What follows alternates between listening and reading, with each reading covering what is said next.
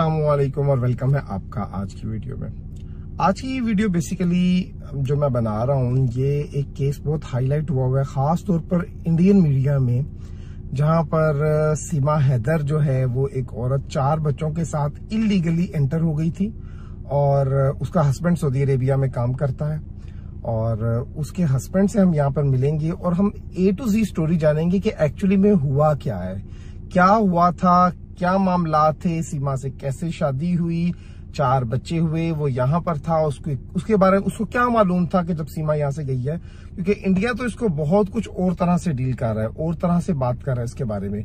तो मैं चाहता हूँ कि हम सिर्फ सीमा को ना देखें बल्कि सीमा के हस्बैंड का भी पॉइंट ऑफ व्यू रखें हमारे सामने, ताकि पता चले कि कौन कहां पर गलत है, क्या सीमा की गलती है और क्या हैदर की गलती है। और पाकिस्तान में गो के उन्होंने वकील किया हुआ, लेकिन सऊदी अरेबिया से उसकी आवाज उठाने वाला कोई भी नहीं, तो हमने सोचा क्यों ना उससे बात की जाए, उससे मिला जाए और उसका भी पॉइंट ऑफ व्यू लिया जाए। जी तो इस वक्त मैं जा रहा हूँ हैदर भाई से मिलने के लिए। हमेशा से ऐसा होता रहा है कि आप लोग हैदर भाई को देखते रहे हैं कि वो वीडियोस बनाते थे अपने बच्चों के लिए और अपने मामलात को डिस्कस करते रहे आप लोगों के साथ, लेकिन किसी ने भी आज तक ये नहीं बताया कि हैदर भाई की बाकी मुश्किलात क्या है, माली मामलात के हवाले से वो किस तरह से जॉब करते हैं, कहाँ रहते हैं, क्या मामलात है उनके। क्योंकि ये भी एक बहुत तस्वीर का रुख है कि एक शख्स इतनी मेहनत करके अपने बच्चों को यहाँ से पैसे भेजता रहा और वहां पर उसकी बीवी ना सिर्फ उसका पैसा खा गई, उसके बच्चों को भी लेकर फरार हो गई और एक ऐसे मुल्क में जाके बैठ गई जो कि बिल्कुल हटकर मुल्क है।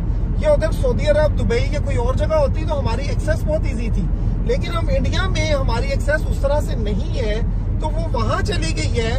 क्या मामलात हुए हैं, क्या स्टोरी है, वो भी डिस्कस करेंगे। हैदर भाई का रहन सहन आपको दिखाएंगे, बाकी मामलात आपके साथ डिस्कस करेंगे। तो इंशाल्लाह ताला अभी हम जा रहे हैं, रास्ते में हैं और जैसे ही हम पहुंचते हैं तो वहां पर बाकी मामलात आपके साथ शेयर करते हैं। जद्दा से इस वक्त हम निकल चुके हैं और इस वक्त हमारा रुख मक्का की तरफ है। मक्का और जद्दा के दरमियान में एक इलाका है बीर गनम का, वहाँ पर जो है वो रिहाइश पजीर हैं और वहीं पर वो जॉब करते हैं। जी तो इस वक्त हम पहुँच चुके हैं बीर गनम और हैदर भाई जो है वो यहीं पे रिहाइश पजीर है। इंशाल्लाह ताला बस अब जो है मुलाकात उनसे होने वाली है और फिर जो है आपके सारे सवाल जो हैं वो हम उनसे पूछेंगे और देखेंगे कि जो है वो किस तरह से हैदर भाई हमारे सख्त किस्म के सवालों के जवाब देते हैं। तो बस आप करीब ही हैं इंशाल्लाह ताला। जी तो हम हैदर भाई के बिल्कुल पास आ गए हैं। उनका घर जो है वो हमारे पास से बिल्कुल करीब है। बकाले से कुछ चीजें वगैरह लेनी है और फिर हम वहां पहुंचेंगे। हैदर भाई की जिंदगी, क्या मुश्किलात हैं यहाँ पर, क्या प्रॉब्लम वो यहाँ पे फेस कर रहे हैं, वो पाकिस्तान क्यों नहीं जाते, वो इंडिया क्यों नहीं जाते, आए हम हैदर भाई से खुद पूछेंगे कि वो इंडिया क्यों नहीं जाते और क्या वजूहात है कि वो यहाँ पर रह रहे हैं और पाकिस्तान तक जो है वो सफर नहीं कर पा रहे। साजिद भाई हैं, साजिद भाई इंशाल्लाह ताला जो है वो अब हम कितना दूर है तकरीबन हैदर भाई से? तकरीबन इंशाल्लाह 5 मिनट में हैदर भाई के साथ हूँ इंशाल्लाह ताला। ठीक हो, यकीन करें तो मुझे हैदर भाई से अभी से हमदर्दी हो रही है। अभी तो हम उनसे मिले ही नहीं। जहां पर वो जॉब करते हैं आप देख रहे हैं ये कैसी रोड है, सुनसान वेरान, इवन उनके घर जाते जाते रोड ही खत्म हो जाती है। एक शख्स अपना मुल्क बार सब कुछ छोड़कर जो है वो यहाँ पर बैठा हुआ है बच्चों को एक बेहतर मुस्तकबिल देने के लिए, और उसके साथ इतना बड़ा धोखा हो जाए कि उसकी बीवी ना सिर्फ उसका घर बार बेच दे बल्कि उसके बच्चे तक छीन कर जो है वो किसी दूसरे मुल्क ले जाए। इससे बड़े अफसोस की क्या बात होगी। जी तो इस वक्त हम पहुंच चुके हैं हैदर भाई के बिल्कुल पास और अभी उनसे हम बात करते हैं, कुछ सवाल करते हैं और देखते हैं कि वो हमारे सवाल का क्या जवाब देते हैं।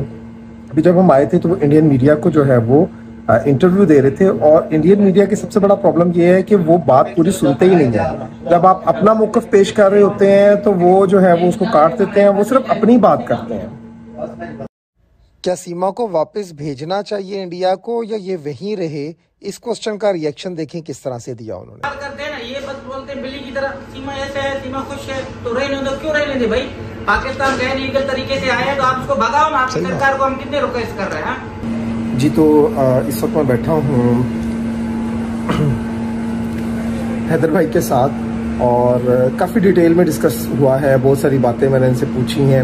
इंडिया में भी काफ़ी लोग जो हैं वो इनको सपोर्ट कर रहे हैं। बेसिकली अगर हम देखें तो काज ही एक ऐसा है क्योंकि बच्चे इन्वॉल्व हैं, माइनर इन्वॉल्व हैं, और जो माइनर होते हैं वो किसी भी मज़हब से हों किसी भी मुल्क के हों, वो पूरी दुनिया के होते हैं। तो बच्चे जो होते हैं वो बहुत बहुत इंपॉर्टेंट है।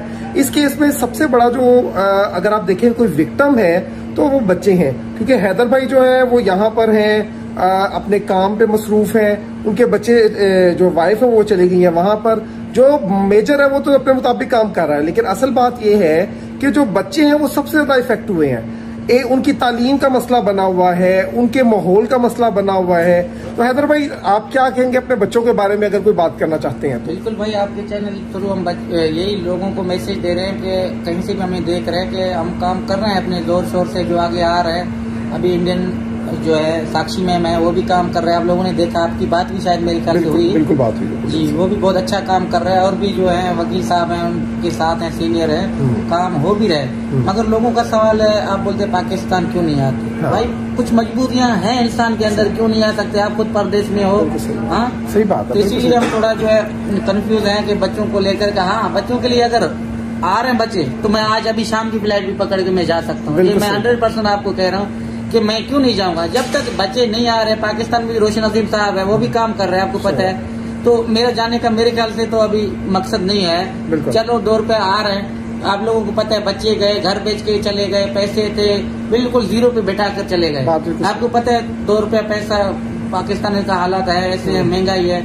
तो हम कह रहे हैं कुछ न कुछ बन जाए बच्चों के लिए। सही बात। फिर बोल रहे हैं बच्चे तो चले गए, आप बच्चों के लिए कर रहे हो। भाई बच्चों के लिए अभी भी मैं कर रहा हूँ। बिल्कुल ऐसी बात है, बिल्कुल सही बात है। बच्चे यही सवाल आपसे बार बार किया जाता है कि आप पाकिस्तान क्यों नहीं आ रहे? तो सवाल ये है कि पाकिस्तान जाके वो करेंगे क्या? या तो आपको वहाँ पर कुछ नजर आ रहा है, ताने सुने, अपने रिश्तेदारों की मेहने सुने, और तो कुछ है नहीं, छत भी चला गया, अभी जाकर और मरना है क्या? सही बात। लोग छोड़ते नहीं है ना।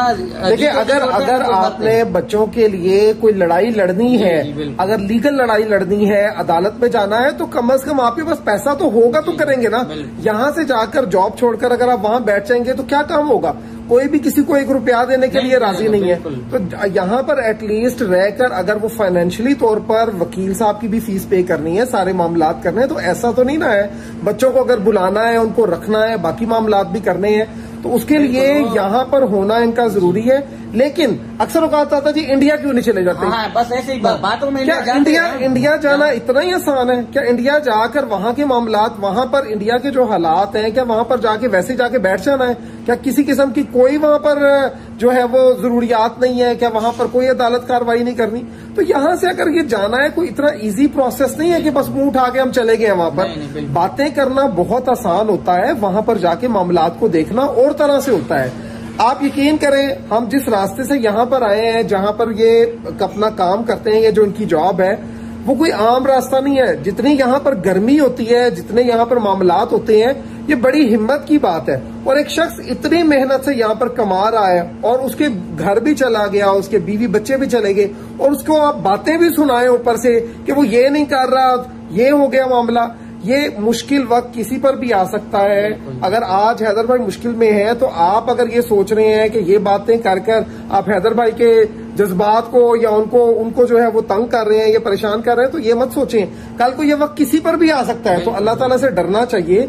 और इंशाल्लाह ताला जो है हम हैदर भाई आपके साथ हैं, जहां तक हमारी सपोर्ट हो सकी हम कोशिश करेंगे कि आपके। हम लोगों को यही कहना चाहते हैं कि भाई आप हेल्प कर सकते हो तो करो। तनकीद का कोई हक किसी को नहीं है। बिल्कुल, मेरे बच्चे हैं, मेरे से दर्द शायद किसी को भी नहीं है। मैं 4 बच्चों की बाप जो इतनी मुश्किल से परदेश में हूँ ना, वो मेरा वक्त तकलीफ से गुजर रहा है, बहुत तकलीफ से गुजर रहा है। मैं किस हालातों से वक्त दे रहा हूँ वो मुझे पता है, अल्लाह को पता है। बाकी लोग आके बस तनकीद करना, बातें करना, इनको सिर्फ बातें ही चाहिए होते हैं और कुछ भी नहीं। बिल्कुल सही बात। लास्ट टाइम मेरी मुलाकात हुई थी हैदर भाई से, ये एहराम में थे और फर्स्ट मेरी मुलाकात हुई थी। मैंने इनसे कोई बात नहीं की थी, मैंने इनसे यही कहा था कि आप इस वक्त जिस हालत में है, एहराम की हालत में है, अल्लाह के करीब है। मेरी भी बहुत सारी दुआएं हैं और आपने यकीनन अपने रब से बहुत सारी दुआएं की होंगी अपने बच्चों के लिए। तो मैंने इनसे कोई बात नहीं की थी। मैंने कहा था इंशाल्लाह ताला मैं आपके पास आऊंगा, यहाँ पर बैठकर हम बहुत सारे सवाल भी करेंगे और बहुत सारी बातें भी करेंगे। लेकिन उस वक्त जो था, उस वक्त सवाल जवाब बिल्कुल भी नहीं, क्योंकि आप एहराम की हालत में थे। तो मेरे दिल ने ये, अभी भी आपकी वो वीडियो मेरे पास पड़ी है, लेकिन मैंने कतन उस वीडियो को शेयर नहीं किया, क्योंकि उस वक्त आपका और अल्लाह का मामला था। आप अल्लाह ताला के घर आए हुए थे, उनसे अपने लिए दुआ कर रहे थे बच्चों के लिए। तो इंशाल्लाह ताला मामला आपका हल होगा। मैं बहुत सारे चैनल्स पे जाके इंटरव्यू वगैरह देता रहा हूँ और वहाँ से मुझे बहुत सारी इन्फॉर्मेशन मिलती रही है। इंशाल्लाह ताला काम बहुत अच्छा हो रहा है इंडिया के अंदर। साक्षी में मैं सीनियर वकील है, बहुत सारा काम हो रहा है। इंशाल्लाह जल्द से जल्द लोगों को यही करें, दुआ कर सकते हो बच्चों के हक में, दुआ करो। दुआ तो पता नहीं क्या कहते हैं कि हवाओं का रख भी चेंज करते हैं। बिल्कुल सही। जी जी, इंशाल्लाह हम हिम्मत नहीं हारेंगे, कभी भी सुकून से नहीं बैठेंगे जब तक हमारे बच्चे नहीं आएंगे। तमाम लोगों को कह रहे हैं बस दुआ का अपील है और हमारा साथ दें, सपोर्ट करें। इंशाल्लाह बच्चे आएंगे इंशाल्लाह। Thank you. ऐसी वजह से तो इंडिया का एक वकील था, उससे मेरी बात हुई थी, मैंने बोला मेरे बच्चे। आपने नोट किया है कि उनका फोकस सारा अपने बच्चों पर ही है। बच्चों के हवाले से वो बहुत सेंसिटिव हैं। यकीनन एक बाप के लिए उससे ज़्यादा क्या मुश्किल वक्त हो सकता है कि उसके बच्चे जो हैं उससे छीन लिए जाएं। पैसा दौलत तो फिर कमाई जा सकती है, लेकिन बच्चों जैसी नेमत जो है वो और उनका मुस्तकबिल और उनके साथ जो इस वक्त ट्रीटमेंट हो रहा है, हैदर भाई उसके हवाले से बहुत ज़्यादा परेशान है। तो थोड़ा वो कह रहे थे, पहले पता था नहीं बात करने का कोई पता था, एक दो लोगों को, अब्बू को अम्मी को नहीं था बिल्कुल भी। जैसे बाद में हैदर भाई ने हमारे साथ अपनी A to Z स्टोरी जो है वो शेयर की। इंशाल्लाह ताला नेक्स्ट व्लॉग में आपको हैदर भाई की सीमा से पहली मुलाकात से लेकर आज तक की कहानी जो है वो दिखाएंगे और दिखाएंगे कि किस तरह से उन्होंने हमारी खिदमत भी की और किस तरह से वो हमारे लिए खाना लेकर आए। हमारे साथ जुड़िए रहिएगा। इंशाल्लाह ताला जो है वो बहुत डिटेल में जो है वो वीडियो बनने वाली है और हैदर भाई के जो असल मामलात हुए, कहाँ से ये मामलात ख़राब होना शुरू हुए, वो सब आपके साथ शेयर करेंगे।